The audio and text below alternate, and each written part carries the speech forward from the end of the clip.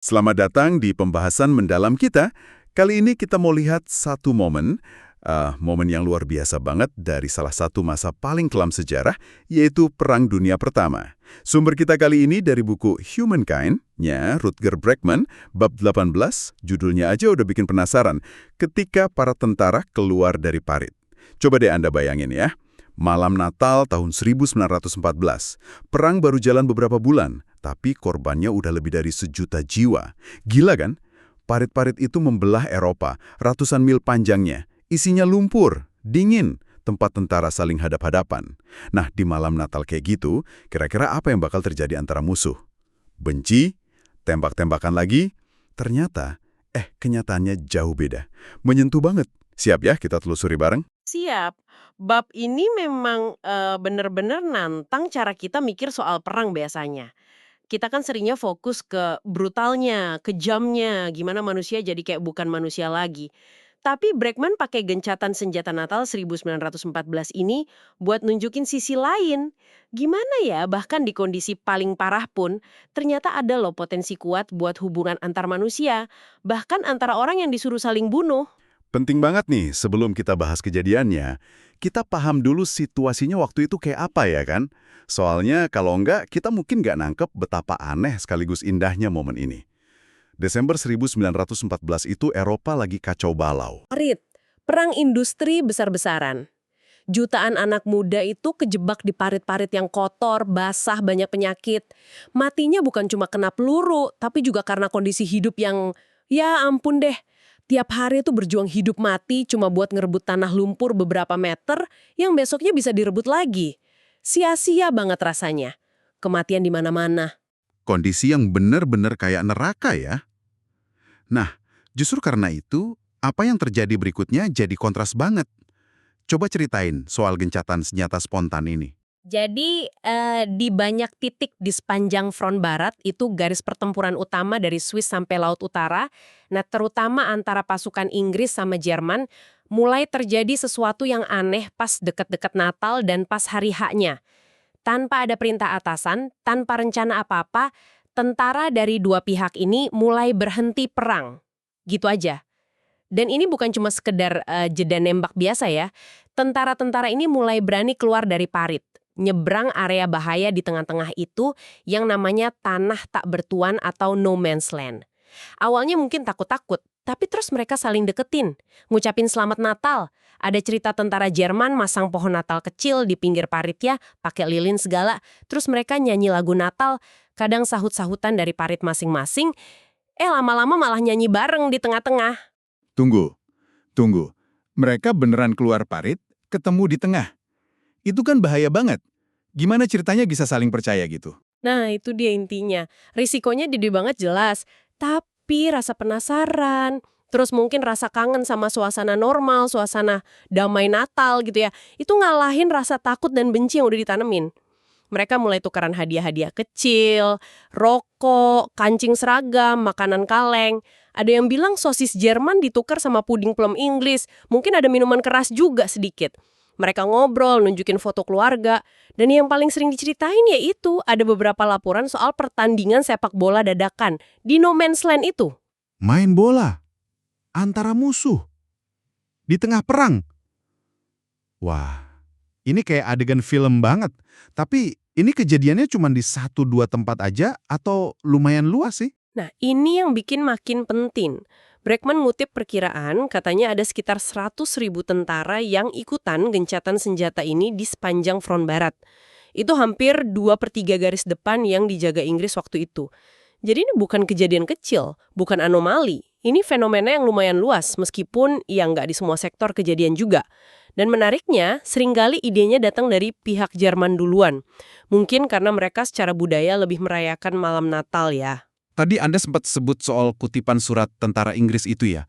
Kayaknya itu nangkep banget perubahan cara pandang mereka. Iya, ini kutipan dari prajurit namanya Murdoch M. Wood, dia nulis ke keluarganya. Setelah ngobrol sama mereka, saya jadi mikir, kayaknya banyak laporan koran kita itu dilebih-lebihin banget deh. Surat kayak gini nunjukin gimana kalau ketemu langsung, lihat musuh itu ya manusia biasa juga. Sama-sama kedinginan, kangen rumah, capek perang, itu bisa ngeruntuhin propaganda dan stereotip. Mereka jadi lihat sisi manusianya di seberang parit. Bahkan ada foto terkenal loh di koran Daily Sketch Inggris Januari 1915, nunjukin tentara Jerman sama Inggris berdiri bareng di No Man's Land. Ini jadi bikin mikir ya soal pertanyaan yang diangkat Bregman. Sebenarnya kebencian paling gede itu adanya di mana sih waktu itu? Apa benar di garis depan, di antara orang yang saling tembak? Anehnya, kata Bregman, justru enggak. Kebencian yang paling panas, omongan yang paling jahat, itu malah adanya jauh dari garis depan. Di London, Berlin, Paris, di kantor pemerintah yang bikin strategi perang, di ruang redaksi yang bikin propaganda, di ruang keluarga tempat orang baca berita soal kejamnya musuh. Propaganda waktu itu gila-gilaan banget, bikin citra musuh itu kayak monster. Contohnya kayak cerita-cerita soal Jerman di Belgia yang dilebe-lebein itu ya? Persis. Cerita-cerita itu, ya ada yang bener, tapi banyak juga yang ditambahin atau bohong sama sekali, disebarin buat mancing marah publik biar semangat perang.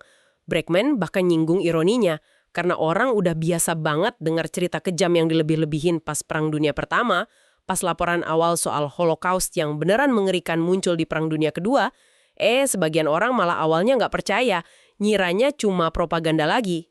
Ngerikan efeknya, narasi kebencian yang dibuat-buat. Sementara itu, di Parit, prajurit yang ngalamin langsung perangnya malah sering punya semacam aturan nggak tertulis, rasa hormat, bahkan kasihan sama musuh yang sama-sama sengsara. Tapi kan pandangan umum, apalagi dari kalangan militer atau sejarawan tertentu gitu, lama nganggap gencatan senjata Natal ini cuma mitos. Atau paling nggak dilebih-lebihkan lah. Malah ada yang bilang ini tindakan nggak setia, pengkhianatan gitu. Bener-bener sekali. Puluhan tahun, cerita ini sering dianggap angin lalu aja. Dianggap cerita manis yang nggak sesuai sama kerasnya perang.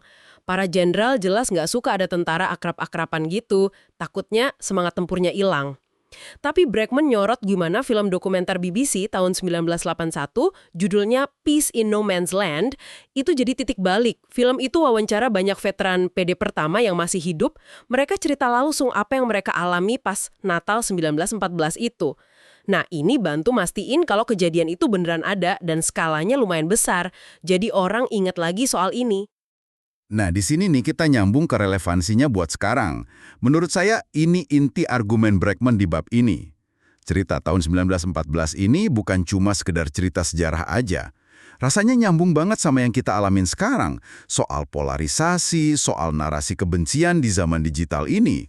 Nyambung banget. Bregman narik garis lurus, kayak propaganda perang dulu yang misahin tentara dari sisi manusia musuhnya, paling nggak di pikiran orang di rumah. Media massa dan terutama algoritma media sosial sekarang ini juga bisa bikin parit di antara kita.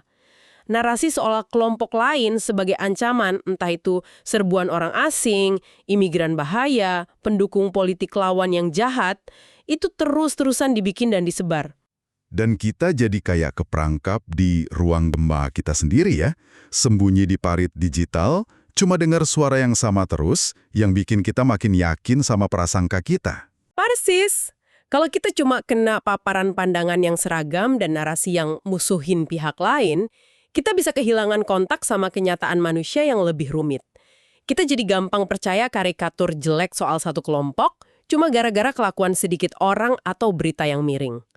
Bregman ngingetin kita, troll internet paling nyebelin di dunia maya pun bisa jadi orang yang beda banget.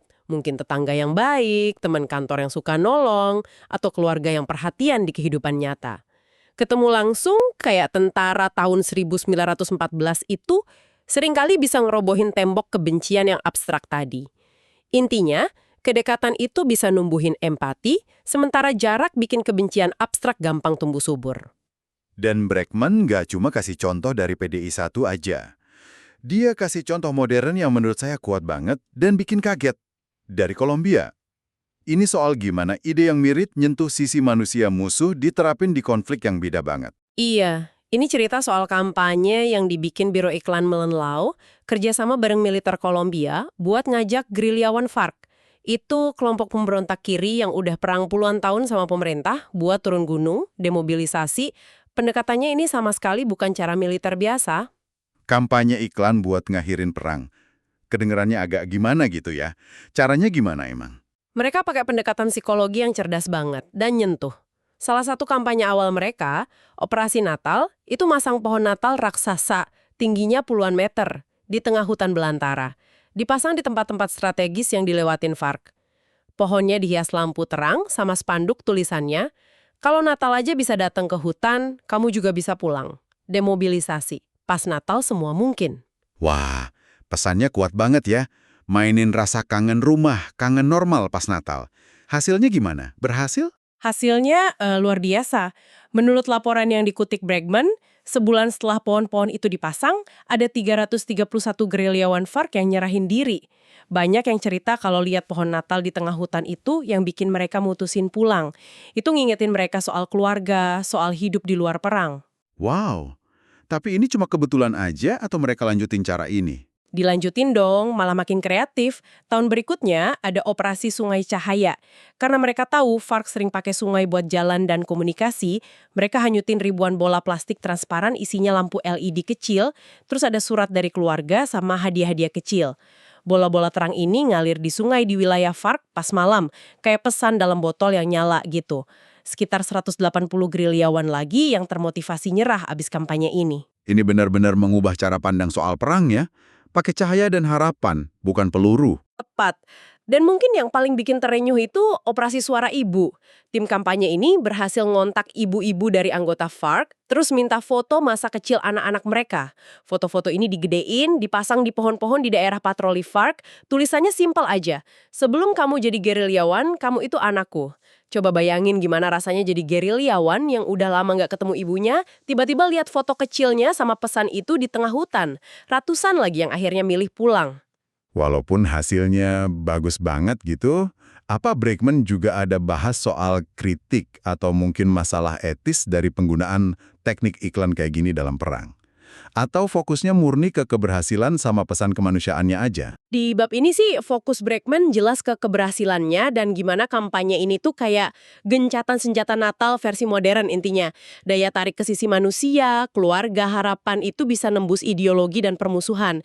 Dia pakai ini sebagai bukti zaman sekarang kalau pendekatan yang dasarnya asumsi kebaikan dan hubungan antar manusia itu bisa efektif banget, malah mungkin lebih efektif dari paksaan doang. Dia nggak terlalu dalam ngebahas potensi kritik etis soal iklannya di bagian ini, lebih fokus ke pesan utamanya itu. Oke, jadi kalau kita tarik benang merahnya nih, dari gencatan senjata Natal 1914 sampai kampanye di Kolombia ini, apa sih gagasan utama yang mau disampaikan Bregman lewat bab 18 ini? Gagasan intinya itu penolakan terhadap pandangan sinis yang bilang manusia itu dasarnya egois dan cuma bisa diatur pakai paksaan atau rasa takut. Bregman justru bilang percaya sama kebaikan dasar manusia, sama kemampuan kita buat empati dan solidaritas, itu bukan pandangan naif atau mimpi di siang bolong. Sebaliknya, itu pandangan yang lebih realistis soal sifat asli kita, dan kalau kita bertindak berdasarkan keyakinan itu, hasilnya seringkali lebih baik dan tahan lama. Kemanusiaan itu bisa muncul di tempat yang paling nggak kita duga. Kayak kutipan dari Jose Miguel Sokolov itu ya, orang di balik kampanye Kolombia, yang ngutip perwira militer, kemurahan hati membuat saya lebih kuat. Ini kan kebalikan banget sama logika umum yang bilang kekuatan itu datang dari kekerasan atau dominasi. Persis, logika yang diajuin itu justru kepercayaan, persahabatan, perdamaian, hal-hal yang sering dianggap lemah atau lembek, itu sebenarnya sumber kekuatan yang dahsyat. Dan kayak banyak hal baik lainnya, sifatnya itu nambah bukan ngurang. Makin ada bagiin, makin kuat dia, bukan malah abis. Oke, mari kita rangkum sedikit ya. Apa yang udah kita bahas dari bab 18, Humankind. Kisah gencatan senjata Natal 1914. Terus didukung contoh modern dari Kolombia, jadi studi kasus kuat yang menantang pandangan umum soal sifat manusia pas lagi konflik. Iya, ini nunjukin kalau bahkan di tengah kondisi paling parah yang berusaha menghilangkan sisi manusia sekalipun, percikan kemanusiaan, keinginan buat nyambung, buat ngerasain apa yang orang lain rasain, buat nemuin kesamaan itu bisa muncul gitu aja dan kuat banget. Ini ganggu banget pandangan yang bilang manusia tuh dasarnya jahat, pandangan yang ironisnya, kayak tadi kita bahas, malah sering lebih kuat dipegang sama orang-orang yang jauh dari medan perang sebenarnya, yang hidupnya cuma di tataran ide abstrak. Ini tentunya bawa kita ke renungan penting buat Anda semua, pendengar kami. Gimana sih narasi soal konflik, narasi kita lawan mereka, ngebentuk cara pandang kita sekarang? Seberapa sadar kita sama pengaruh media, lingkungan sosial, dan parit algoritma digital kita dalam membentuk persepsi kita soal orang lain, terutama yang beda atau dianggap musuh. Apa kita terlalu cepat menerima karikatur negatif tentang mereka? Sebagai pemikiran penutup, mungkin ada satu pertanyaan yang bisa Anda bawa pulang dari obrolan kita kali ini. Kalau tentara-tentara yang disuruh saling bunuh di skala Perang Dunia Pertama aja bisa nemuin momen kemanusiaan bareng di secuil tanah lumpur yang mematikan, gimana ya kesadaran soal potensi laten buat nyambung ini bisa ngubah cara kita ngadepin perpecahan dan konflik dalam skala kita sendiri? Entah itu di komunitas, di tempat kerja, pas debat politik, atau bahkan pas ngobrol sehari-hari sama orang yang beda pendapat. Jangan-jangan ada tanah tak bertuan di antara kita yang nunggu buat dijelajahi dengan cara yang beda.